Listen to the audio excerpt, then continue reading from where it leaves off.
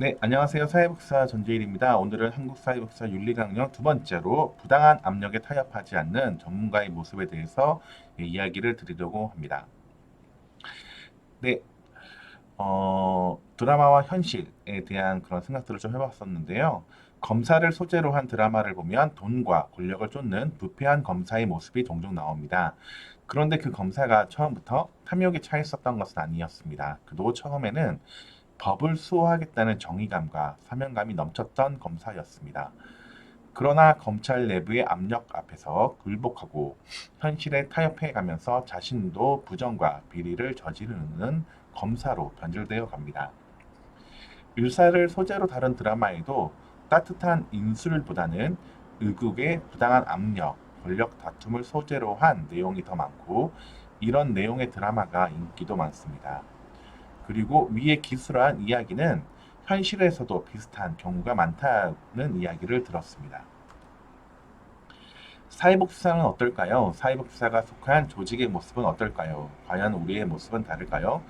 저는 한국사회복지사 윤리강령에서 전문가의 자세로 이 문항이 있는 것 또한 의미가 있다고 생각합니다. 우리가 전문가라는 자각이 크다면 사회복지사로서 소신과 명예를 지키기 위해 노력해야 한다고 생각합니다.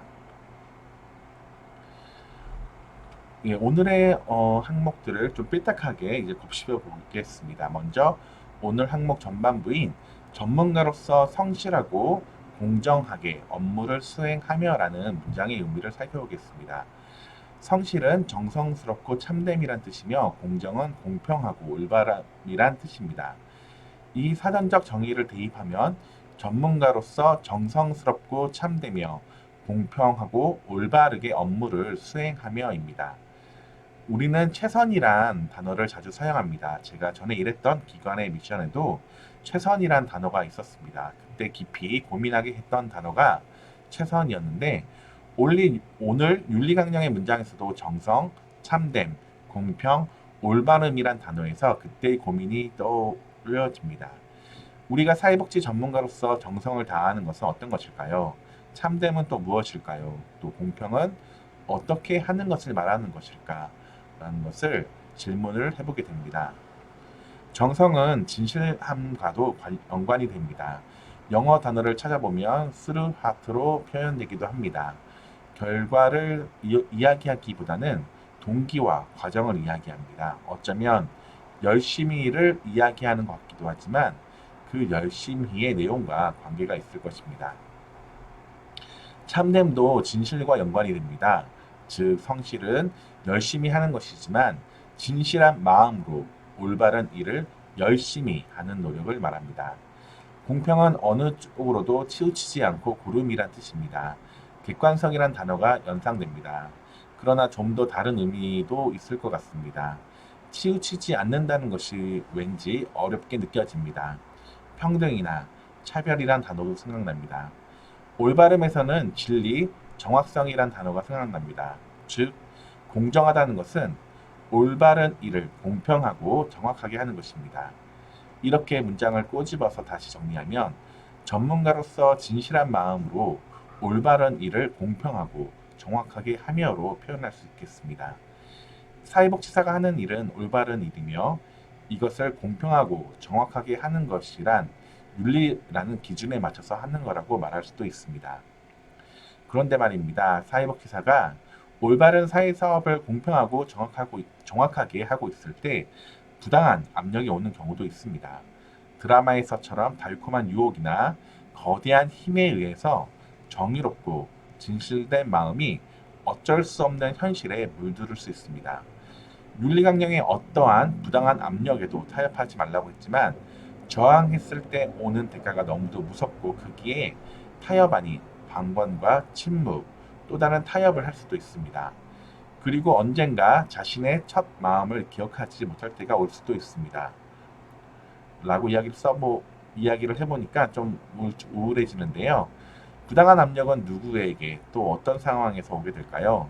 직접 또는 간접적으로 경험한 것을 토대로 기술해보면 압력이라는 것을 힘의 차이에 의해서 발생되는 상황으로 본다면 자신이 속한 조직의 상급자나 그 조직에 영향을 줄 수 있는 이해관계자로부터 압력이 올 수 있습니다. 압력을 행사하는 사람에게 이익을 줄 수 있는 상황에서 오게 될 겁니다. 인사청탁, 프로그램 이용 우선권, 상사의 사적 심부름, 후원자를 더 극적으로 보이게 하기 위해서 당사자의 인권을 고려하지 않는 어떤 행사, 그리고 특정 직원에 대한 상사의 결제 회피, 그리고 과중한 업무 주기 등의 형태로 나타날 수 있습니다. 제가 직간접적으로 경험한 사례 몇 가지를 소개하고 싶지만, 네, 그게 굉장히 부정적으로 보여질 수 있어서 조금 삼가하는데요. 그럼에도 타협은 정당하고 이해가 되는 상황에서 이루어지거나 힘의 불균형에 의해서 이루어질 수 있는데, 이 윤리강령 항목에서 이야기하는 것은 부당한 힘의 불균형에 의해서 이루어지는 상황을 말합니다. 그런데 부당한 압력에 대해 타협하지 않았을 때의 불이익을 감수한다는 것은 개인이나 조직에게 있어서 참 어려운 사실입니다. 이런 현실을 잘 알기에 부당한 것에 타협했다고 해서 뭐라고 이야기할 수 없는 것 또한 씁쓸합니다. 사회복지 분야만이 아닌 전방위적인 사회 각 분야에서 부당한 압력과 타협하는 상황들이 비일비재하다는 것이 위안이 될 수 있을까요? 우리만 이러는 거 아니야, 나만 이러는 거 아니야 라는 자조가 담긴 독백들이 변명이 될 수 없습니다. 개인적으로는 사회복지사로서 부당함에 대해서 타협하지 않는 것은 매우 명확한 윤리 기준이라고 생각합니다. 지혜도 필요합니다. 그리고 상황에 매몰되어서 어렵게 생각하는 것보다는 부당함을 이길 수 있거나 부당한 압력에도 거절할 수 있을 만큼의 힘을 서서히 기르면 좋지 않을까 생각해 보는데, 그 힘은 우리가 하고 있는 사회 사업의 틀 안에서 만들어진다고 생각합니다. 개인의 역량이 커지면 기관의 역량도 커지고 지역사회의 힘도 커집니다. 이 역량은 올바른 사회사업 실천에서 나옵니다.